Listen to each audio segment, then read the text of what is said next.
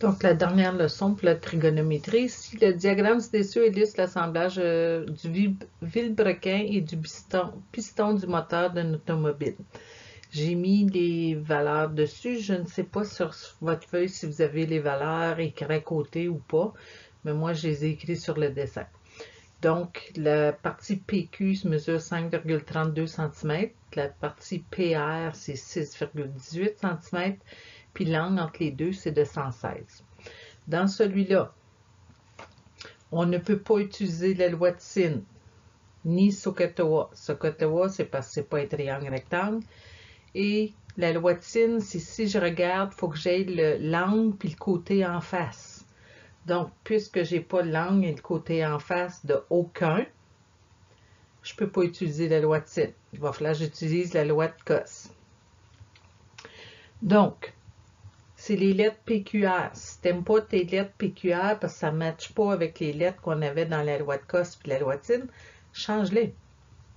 Donc, ABC, côté A va être en face de l'angle A, côté B en face de l'angle B, côté C en face de l'angle C.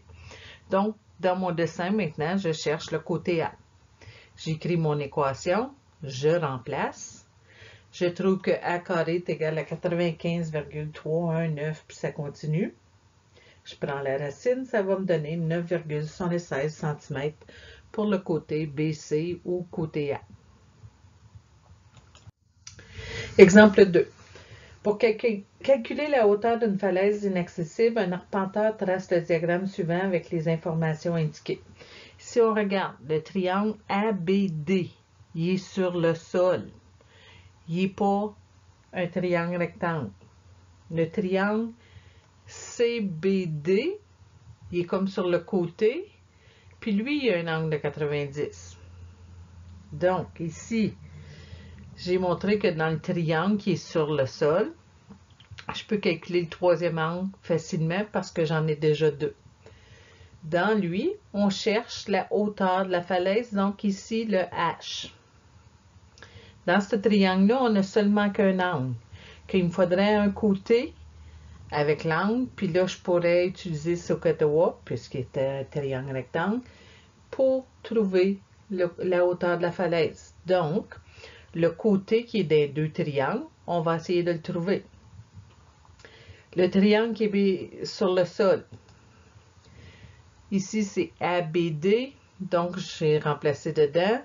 Puis là, je vais écrire mon rapport pour ma loi de sin. Pourquoi loi de sin? J'ai l'angle B, j'ai le côté en face, donc j'ai un rapport au complet. Puis j'ai les deux angles, donc je vais être correct.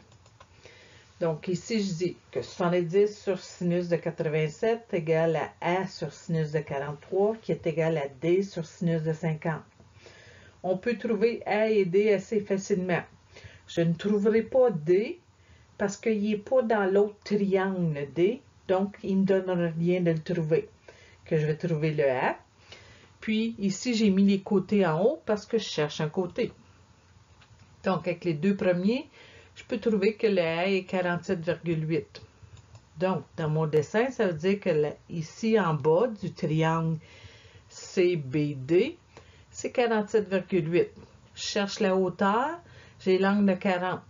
Donc, d'après cet angle de 40-là, la hauteur, c'est l'opposé, puis le 47,8, c'est l'adjacent.